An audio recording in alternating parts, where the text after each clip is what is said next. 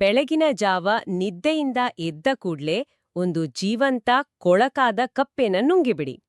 Am, ಕೇಳೋಕೆ ಒಂಥರ ಅಸಹ್ಯ ಅನ್ಸುತ್ತೆ ಅಲ್ವಾ? ಖಂಡಿತ ಅನ್ಸುತ್ತೆ. ಯಾರಿಗ್ ತಾನೇ ಕಪ್ಪೆ ತಿನ್ನಕ್ಕಿಷ್ಟ ಆಗತ್ತೆ ಹೇಳಿ. ಹೌದು. ಆದ್ರೆ ಇವತ್ತಿನ ಈ ನಮ್ಮ ಆಳವಾದ ವಿಶ್ಲೇಷಣೆಯಲ್ಲಿ ನಾವು ಚರ್ಚೆ ಮಾಡ್ತಿರೋ ಬ್ರಯನ್ ಟ್ರೇಸಿ ಅವರ ಪ್ರಸಿದ್ಧ ಪುಸ್ತಕ ಈಟ್ ದ್ಯಾಟ್ ಫ್ರಾಗ್ ಸಂಪೂರ್ಣವಾಗಿ ನಿಂತಿರೋದೇ ಈ ಒಂದು ವಿಚಿತ್ರ ರೂಪಕದ ಮೇಲೆ. ನಿಜ. ಈ ಪುಸ್ತಕದ ಮುಖ್ಯ ಉದ್ದೇಶ ನಮ್ಮೆಲ್ಲರ ದೈನಂದಿನ ಜೀವನದ ಅತಿ ದೊಡ್ಡ ಸಮಸ್ಯೆ ಆಗಿರೋ ಈ ಪ್ರೊಕ್ರಾಸ್ಟಿನೇಷನ್ ಅಂದ್ರೆ ಕೆಲಸಗಳನ್ನ ನಾಳೆಗೆ ಮುಂದೂಡುವ ಅಭ್ಯಾಸ. ಎಕ್ಸಾಕ್ಟ್ಲಿ. ಆ ಅಭ್ಯಾಸನ ಬುಡು ಸಮೇತ ಕಿತ್ತು ಹಾಕಿ ಪ್ರತಿದಿನದ ಸವಾಲುಗಳನ್ನ ಹೇಗೆ ಎದುರಿಸೋದು ಅನ್ನೋದಕ್ಕೆ ಈ ಪುಸ್ತಕದಲ್ಲಿ ಅದ್ಭುತವಾದ ಪರಿಹಾರಗಳಿವೆ. ನಮ್ಮ ದಿನನಿತ್ಯದ ಸಮಸ್ಯೆಗಳನ್ನ ಬಗೆಹರಿಸೋಕೆ ಈ ಪುಸ್ತಕದ ಸಂಪೂರ್ಣ ಸಾರಾಂಶನ ಹೇಗೆ ಬಳಸಬಹುದು ಅನ್ನೋದೇ ಇವತ್ತಿನ ನಮ್ಮ ಗುರಿ. ಸರಿ, ಇದನ್ನ ಸ್ವಲ್ಪ ವಿವರವಾಗಿ ಬಿಡಿಸಿ ನೋಡೋಣ. ಈ ಜೀವಂತ ಕಪ್ಪೆಯ ಕಥೆ ಏನು? ಆ ಕಪ್ಪೆ ಬೇರೇನೂ ಅಲ್ಲ. ಅದು ನಮ್ಮ ದಿನದ ಅತ್ಯಂತ ದೊಡ್ಡ, ಅತ್ಯಂತ ಕಷ್ಟಕರವಾದ ಮತ್ತು ಬಹುಮುಖ್ಯವಾದ ಕೆಲಸ. ಅಂದ್ರೆ ಯಾವ ಕೆಲಸನ ನೋಡಿದ್ರೆ ನಮ್ಗೆ ಆ ಭಯ ಆಗೋತ್ತೋ? ಹೌದು. ಯಾವುದನ್ನ ನಾವು ನಾಳೆಗೆ ಮಾಡೋಣ ಅಂತ ಮುಂದೂಡೋ ಸಾಧ್ಯತೆ ಅತಿ ಹೆಚ್ಚಿರುತ್ತೋ ಅದೇ ನಮ್ಮ ಪಾಲಿನ ಕಪ್ಪೆ. ಇಲ್ಲಿರೋ ಅತ್ಯಂತ ಆಸಕ್ತಿದಾಯಕ ವಿಷಯ ಏನಂದ್ರೆ, ನಾವು ಸಾಮಾನ್ಯವಾಗಿ ಯಶಸ್ವಿ ಜನರನ್ನ ನೋಡಿದಾಗ ಅವರ್ಗೆ ಹುಟ್ಟಿನಿಂದಲೇ ಏನೋ ವಿಶೇಷ ಪ್ರತಿಭೆ ಇದೆ, ಅವರು ನಮ್ಮಂತೆಲ್ಲ ಅಂತ ಅನ್ಕೋತೀವಿ. ಖಂಡಿತ. ಆದ್ರೆ ಯಶಸ್ಸು ಅನ್ನೋದು ಯಾವುದೇ ಜನ್ಮಜಾತ ಪ್ರತಿಭೆ ಅಲ್ಲ. ಅದು ಕೇವಲ ಒಂದು ಅಭ್ಯಾಸ. ಓ, ಅಭ್ಯಾಸನಾ? ಹೌದು. ವಿಳಂಬ ಪ್ರವೃತ್ತಿನ ಜಯಿಸೋದು ಕೂಡ ನಾವು ಈಜು ಕಲಿಯುವ ಅಥವಾ ಸೈಕಲ್ ಓಡ್ಸೋ ಕಲಿಯುವ ಆ ಥರ ಪುನರಾವರ್ತನೆ ಮೂಲಕ ಕಲಿಬಹುದಾದ ಒಂದು ಕೌಶಲ್ಯ ಅಷ್ಟೇ. ಅಂದ್ರೆ ಆ ದಿನದ ಅತ್ಯಂತ ಕಷ್ಟದ ಕೆಲ್ಸನ, ಅಂದ್ರೆ ಆ ಕಪ್ಪೆನ ಬೆಳಿಗ್ಗೆಯೇ ಮೊದಲು ಮುಗಿಸ್ಬಿಟ್ರೆ ದಿನದ ಉಳಿದ ಸಮಯನ ಯಾವುದೇ ಒತ್ತಡ ಇಲ್ದೆ ಒಂದು ರೀತಿಯ ನಿರಾಳತೆಯಿಂದ ಕಳಿಬಹುದು ಅನ್ನೋದು ಇದ್ರ ಹಿಂದಿನ ಮನೋವಿಜ್ಞಾನ. ನಿಖರವಾಗಿ. ಇದು ನಮ್ಮ ದೈನಂದಿನ ಜೀವನಕ್ಕೆ ಬಹಳ ಹತ್ತಿರವಾದ ವಿಷಯ. ಆದ್ರೆ ಬೆಟ್ಟದಷ್ಟಿರೋ ಕೆಲ್ಸಗಳ ಮಧ್ಯೆ ಈ ನಿರ್ದಿಷ್ಟ ಕಪ್ಪೆನ ಗುರ್ತಿಸೋದು ಹೇಗೆ? ಅಲ್ಲಿಗೆ ಬರ್ತಿದ್ದೀನಿ. ಇಲ್ಲಿ ಪುಸ್ತಕದ ಮೊದಲ ಮತ್ತು ಅತ್ಯಂತ ಪ್ರಮುಖ ನಿಯಮ ಬರೋದು ಯೋಜನೆ ಅಥವಾ ಪ್ಲಾನಿಂಗ್. ಪ್ರತಿಯೊಂದು ದಿನವನ್ನು ಮುಂಚಿತವಾಗಿಯೇ ಯೋಜಿಸೋದ್ರ ಬಗ್ಗೆ ಆ ಪುಸ್ತಕದಲ್ಲಿ ಬಹಳ ಒತ್ತು ನೀಡಿದ್ದಾರೆ. ಕಾಗದದ ಮೇಲೆ ಆಲೋಚಿಸಿ, ಅಂದ್ರೆ ಥಿಂಕ್ ಆನ್ ಪೇಪರ್ ಅನ್ನೋ ಪರಿಕಲ್ಪನೆ ನಮ್ಮ ಕೆಲ್ಸದ ವೇಗನ ಸಂಪೂರ್ಣವಾಗಿ ಬದಲಾಯಿಸುತ್ತೆ. ಹೌದು. ಯಾಕಂದ್ರೆ ನಮ್ಮ ತಲೆಯಲ್ಲಿ ನೂರಾರು ಯೋಚನೆಗಳು ಓಡ್ತಿರ್ತವೆ. ಅವೆಲ್ಲವನ್ನು ಮನಸ್ಸಿನಲ್ಲೇ ಇಟ್ಕೊಳ್ಳೋ ಬದಲು ಕಾಗದದ ಮೇಲೆ ಬರೆಯೋದ್ರಿಂದ ಆ ಮೆದುಳಿಗೆ ಒಂದು ಸ್ಪಷ್ಟತೆ ಸಿಗುತ್ತೆ. ಹಿಂದಿನ ದಿನ ರಾತ್ರಿ ಕೇವಲ 10-12 ನಿಮಿಷಗಳ ಕಾಲ ಮರುದಿನದ ಯೋಜನೆನ ಕಾಗದದ ಮೇಲೆ ಬರೆದಿಟ್ರೆ ಮರುದಿನದ ಸುಮಾರು 2 ಗಂಟೆಗಳಷ್ಟು ಅಮೂಲ್ಯ ಸಮಯ ಉಳಿಯುತ್ತೆ ಅಂತ ಸಂಶೋಧನೆಗರು ಹೇಳ್ತವೆ. ಇದು ನಿಜಕ್ಕೂ ಆಶ್ಚರ್ಯ ಅಲ್ವಾ? ಖಂಡಿತ. ಆ 10 ನಿಮಿಷದ ಪ್ಲಾನಿಂಗ್ ನಮ್ಮ ಇಡೀ ದಿನದ ದಿಕ್ಕನ್ನೇ ಬದಲಾಯಿಸುತ್ತೆ. ಆದ್ರೆ ಕೇವಲ ಪಟ್ಟಿ ಮಾಡಿದ್ರೆ ಸಾಲದು. ಆ ಪಟ್ಟಿಗೆ ನಾವು ಪ್ಯಾರೆಟೋ ತತ್ವನ ಅಂದ್ರೆ 80-20 ರೂಲ್ನ ಅನ್ವಯಿಸಬೇಕು. ಈ 80-20 ನಿಯಮ ದೈನಂದಿನ ಜೀವನದಲ್ಲಿ ಬಹಳ ವಿಚಿತ್ರವಾಗಿ ಕೆಲಸ ಮಾಡುತ್ತೆ. ನಿಜ. ನಮ್ಮ ಒಟ್ಟು ಕೆಲಸಗಳಲ್ಲಿ ಕೇವಲ 20% ಕೆಲಸಗಳು ನಮಗೆ 80% ರಿಸಲ್ಟ್ ಕೊಡ್ತವೆ. ಅಂದ್ರೆ ನಮ್ಮ ಪಟ್ಟಿಯಲ್ಲಿ 10 ಕೆಲಸಗಳಿದ್ರೆ ಅದರಲ್ಲಿರೋ ಕೇವಲ 1 ಅಥವಾ 2 ಕೆಲಸಗಳು ಉಳಿದೆಲ್ಲ 8 ಕೆಲಸಗಳನ್ನ ಸೇರಿಸಿದರೂ ಸಿಗದಷ್ಟು ದೊಡ್ಡ ಮೌಲ್ಯನ ಹೊಂದಿರ್ತವೆ ಅಲ್ವಾ? ಹೌದು. ಆ 2 ಕೆಲಸಗಳೇ ನಮ್ಮ ನಿಜವಾದ ಕಪ್ಪೆಗಳು. ಆದ್ರೆ ಕಟ್ಟು ಸತ್ಯ ಏನಂದ್ರೆ ನಾವೆಲ್ಲರೂ ಆ ಅತ್ಯಮೂಲ್ಯವಾದ 20% ಕೆಲಸಗಳನ್ನೇ ಮುಂದೂಡ್ತೀವಿ. ಇಲ್ಲಿಯೇ ಮನುಷ್ಯನ ಸಹಜ ಪ್ರವೃತ್ತಿ ನಮ್ಮನ್ನ ಯಾಮಾರ್ಸೋದು. ವಾಸ್ತವದಲ್ಲಿ ನಾವೇನ್ ಮಾಡ್ತೀವಿ, ಆ ಕಷ್ಟದ ಕೆಲಸಗಳನ್ನ ಪಕ್ಕಕ್ಕಿಟ್ಟು ಯಾವ ಹೆಚ್ಚಿನ ಮೌಲ್ಯನು ಕೊಡದ ಸುಲಭವಾಗಿರೋ 80% ಕೆಲಸಗಳಲ್ಲಿ ಬ್ಯುಸಿಯಾಗ್ತೀವಿ. ಕರೆಕ್ಟ್. ಬೆಳಗ್ಗೆ ಕಚೇರಿಗೆ ಹೋದ ತಕ್ಷಣ ಇಮೇಲ್ ಚೆಕ್ ಮಾಡೋದು, ಡೆಸ್ಕ್ ಕ್ಲೀನ್ ಮಾಡೋದು, ಸಹೋದ್ಯೋಗಿಗಳ ಜೊತೆ ಅನಗತ್ಯ ಮೀಟಿಂಗ್. ದಿನದ ಕೊನೆಯಲ್ಲಿ ನೋಡಿದ್ರೆ ಬಹಳ ಸುಸ್ತಾಗಿರುತ್ತೆ. ಆದ್ರೆ ಮುಖ್ಯವಾದ ಕೆಲಸ ಮಾತ್ರ ಹಾಗೆಯೇ ಉಳಿದಿರುತ್ತೆ. ಇದಕ್ಕಾಗಿಯೇ ಪುಸ್ತಕದಲ್ಲಿ ABCDE ಅನ್ನೋ ಒಂದು ಅತ್ಯಂತ ಪರಿಣಾಮಕಾರಿ ವಿಧಾನನ ಪರಿಚಯಿಸಿದ್ದಾರೆ. ಇಲ್ಲಿಯೇ ಇದು ನಿಜಕ್ಕೂ ಕುತೂಹಲಕಾರಿಯಾಗೋದು. ABCDE ವಿಧಾನ ಅಂದ್ರೆ ನಾವು ಪಟ್ಟಿ ಮಾಡಿದ ಪ್ರತಿಯೊಂದು ಕೆಲಸದ ಮುಂದೆಯೂ ಒಂದು ಅಕ್ಷರ ಬರೆಯಬೇಕು ಅಲ್ವಾ? ಹೌದು. ಎ ಅಂದ್ರೆ ನಾವು ಮಾಡಲೇಬೇಕಾದ ಅತಿ ಮುಖ್ಯವಾದ ಕೆಲಸ. ಇದನ್ನ ಮಾಡದಿದ್ರೆ ನಮ್ಮ ವೃತ್ತಿ ಜೀವನ ಅಥವಾ ವೈಯಕ್ತಿಕ ಜೀವನದಲ್ಲಿ ದೊಡ್ಡ ಮಟ್ಟದ ನಕಾರಾತ್ಮಕ ಪರಿಣಾಮಗಳಾಗ್ತವೆ. ಒಂದಕ್ಕಿಂತ ಹೆಚ್ಚು ಕೆಲಸಗಳಿದ್ರೆ ಅವುಗಳನ್ನ A1, A2 ಅಂತ ವಿಭಜಿಸಬೇಕು. ಇಲ್ಲಿ A1 ಅನ್ನೋದೇ ನಾವು ತಿನ್ಲೇಬೇಕಾದ ಅತಿ ದೊಡ್ಡ ಅತಿ ಕೊಳಕಾದ ಕಪ್ಪೆ. ಎಕ್ಸಾಕ್ಟ್ಲಿ. ಇನ್ನು ಬಿ ಅಂದ್ರೆ ಮಾಡಬೇಕಾದ ಕೆಲಸಗಳು. ಉದಾಹರಣೆಗೆ ಯಾವುದೋ ಒಂದು ಇಮೇಲ್ಗೆ ರಿಪ್ಲೈ ಮಾಡೋದು. ಇದರಿಂದ ಆಗೋ ಪರಿಣಾಮಗಳು ಅಷ್ಟು ತೀವ್ರವಾಗಿರಲ್ಲ. ಸಿ ಅಂದ್ರೆ ಮಾಡಿದ್ರೆ ಒಳ್ಳೇದು, ಆದ್ರೆ ಮಾಡದಿದ್ರೂ ಯಾವ ತೊಂದರೆನೂ ಇಲ್ಲದ ಕೆಲಸಗಳು. ಸಹೋದ್ಯೋಗಿ ಜೊತೆ ಕಾಫಿ ಕುಡಿಯುತ್ತಾ ಮಾತಾಡೋದು ಸಿ ವಿಭಾಗಕ್ಕೆ ಬರುತ್ತೆ. ಎ, ಬಿ ಮತ್ತು ಸಿ ವಿಭಾಗಗಳು ನಮ್ಮ ಆದ್ಯತೆಗಳನ್ನ ಬಹಳ ಸುಲಭವಾಗಿ ವಿಂಗಡಿಸ್ತವೆ. ಆದ್ರೆ ಡಿ ಮತ್ತು ಇ ವಿಭಾಗಗಳು ಈ ಪುಸ್ತಕದ ಅತ್ಯಂತ ಪ್ರಮುಖ ಒಳನೋಟನ ಕೊಡ್ತವೆ ಅಂತ ನನಗನ್ಸುತ್ತೆ. ಖಂಡಿತ. ಡಿ ಅಂದ್ರೆ ಡೆಲಿಗೇಟ್ ಮಾಡೋದು, ಅಂದ್ರೆ ಇತರರಿಗೆ ವಹಿಸೋದು.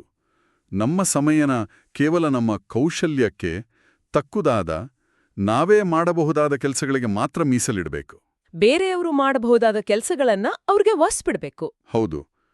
ಇನ್ನು ಇ ಅಂದ್ರೆ ಎಲಿಮಿನೇಟ್ ಮಾಡೋದು ಅಥವಾ ಸಂಪೂರ್ಣವಾಗಿ ಕೈಬಿಡೋದು.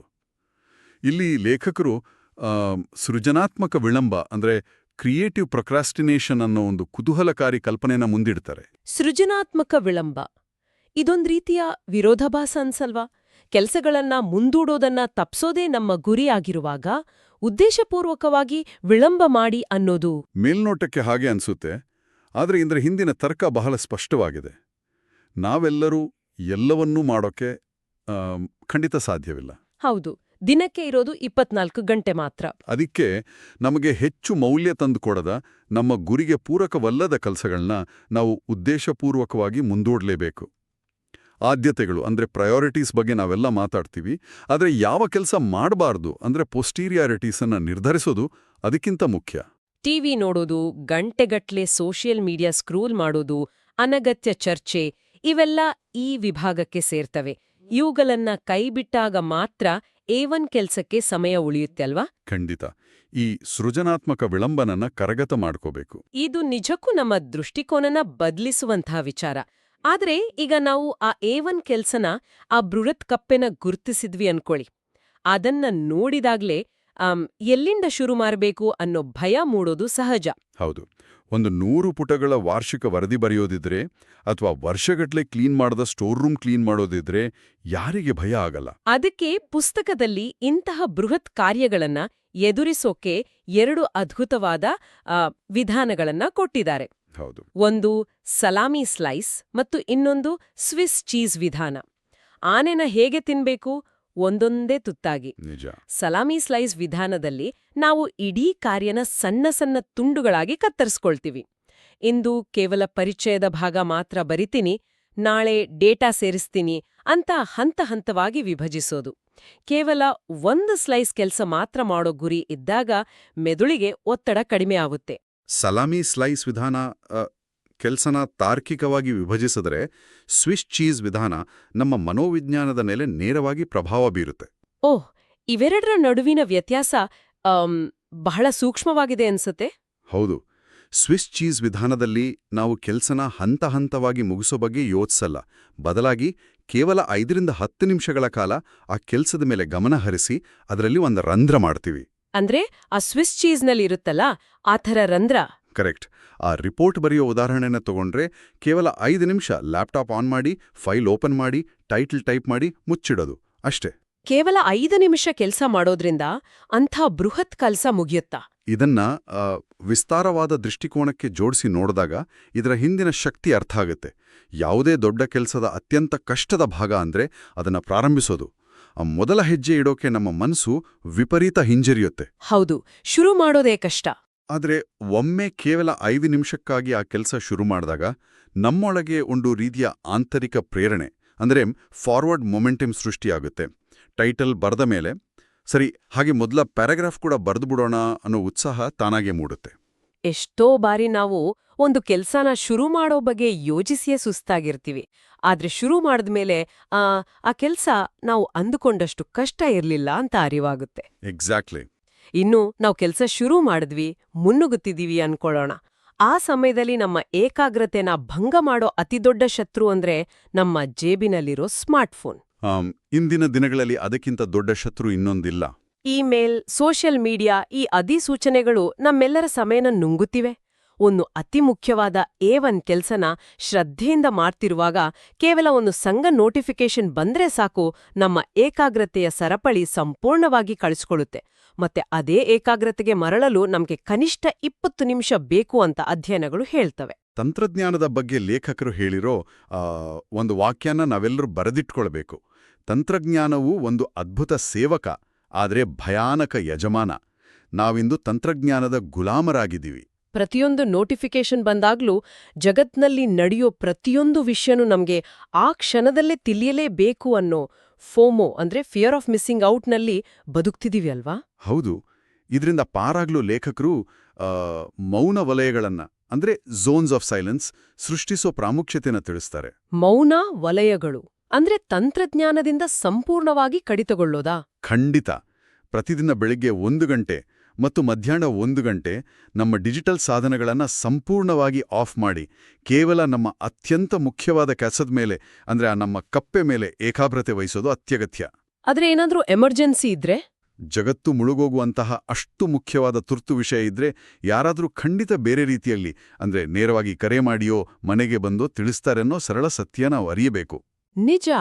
ಈ ಡಿಜಿಟಲ್ ಉಪವಾಸ ಅನ್ನೋದು ನಮ್ಮ ಉತ್ಪಾದಕತೆನ ದುಪ್ಪಟ್ಟು ಮಾಡೋದ್ರಲ್ಲಿ ಯಾವುದೇ ಅನುಮಾನ ಇಲ್ಲ.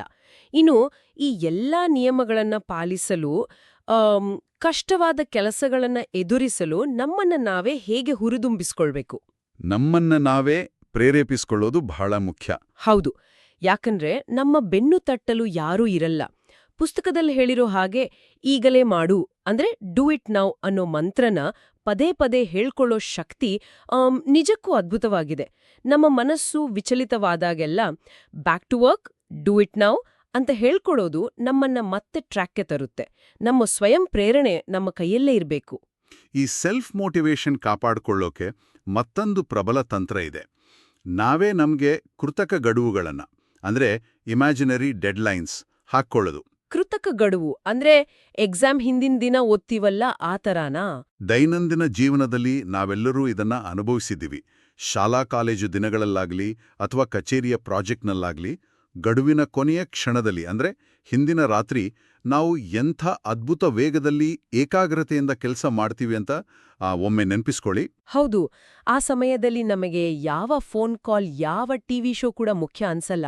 ಲೇಖಕರು ಇದೇ ಮನೋವಿಜ್ಞಾನನ ನಮ್ಮ ದೈನಂದಿನ ಕೆಲಸಗಳಿಗೆ ಬಳಸ್ಕೊಳಕ್ ಹೇಳ್ತಾರೆ. ಅಂದ್ರೆ ನಮಗೆ ನಾವೇ ಒಂದು ಡೆಡ್ಲೈನ್ ಸೃಷ್ಟಿಸ್ಕೊಳ್ಳೋದಾ? ನಿಖರವಾಗಿ.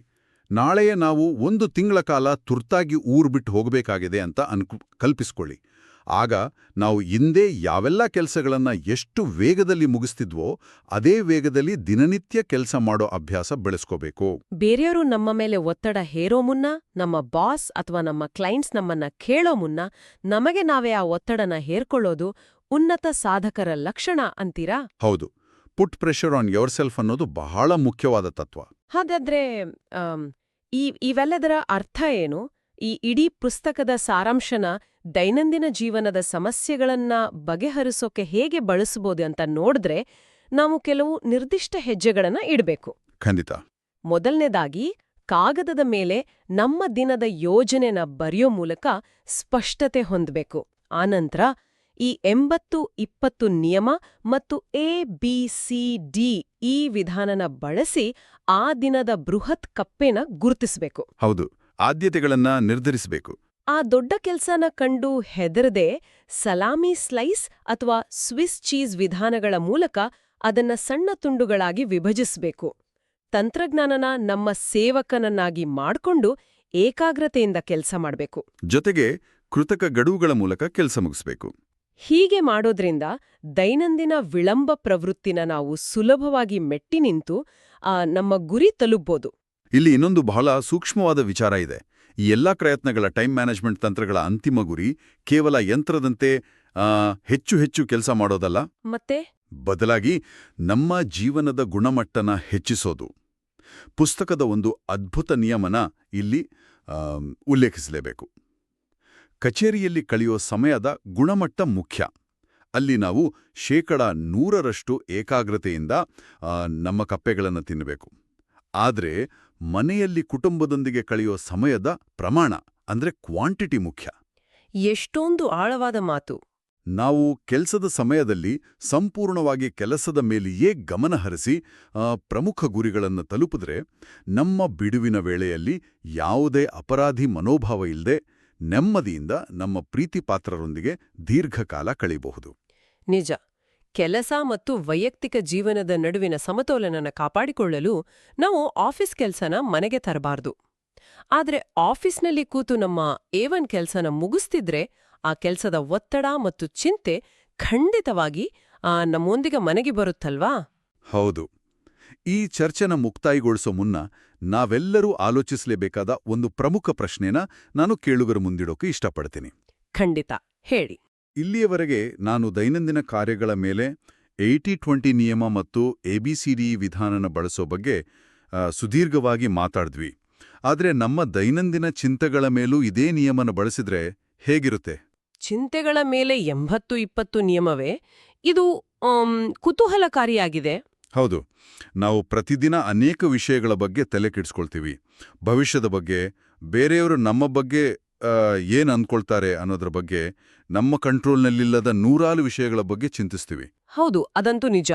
ಆ, ನಮ್ಮ ಎಲ್ಲಾ ಚಿಂತೆಗಳನ್ನೊಮ್ಮೆ ಪಟ್ಟಿ ಮಾಡಿ ನೋಡಿದ್ರೆ 80% ಚಿಂತೆಗಳು ವಾಸ್ತವದಲ್ಲಿ ಎ ವಿಭಾಗಕ್ಕೆ, ಅಂದ್ರೆ ಸಂಪೂರ್ಣವಾಗಿ ಎಲಿಮಿನೇಟ್ ಮಾಡಬೇಕಾದ, ಕೈಬಿಡಬೇಕಾದ ವಿಭಾಗಕ್ಕೆ ಸೇರಿರುತ್ತವ. ಕೇವಲ ಅಭ್ಯಾಸದ ಬಲದಿಂದ ನಾವು ಅನಗತ್ಯ ಚಿಂತೆಗಳನ್ನು ಹೊತ್ತು ತಿರುಗುತ್ತಿದ್ದೇವೆ ಹೊರತು ಅದರಿಂದ ಯಾವುದೇ ಪ್ರಯೋಜನ ಇಲ್ದಿರಬಹುದೇ.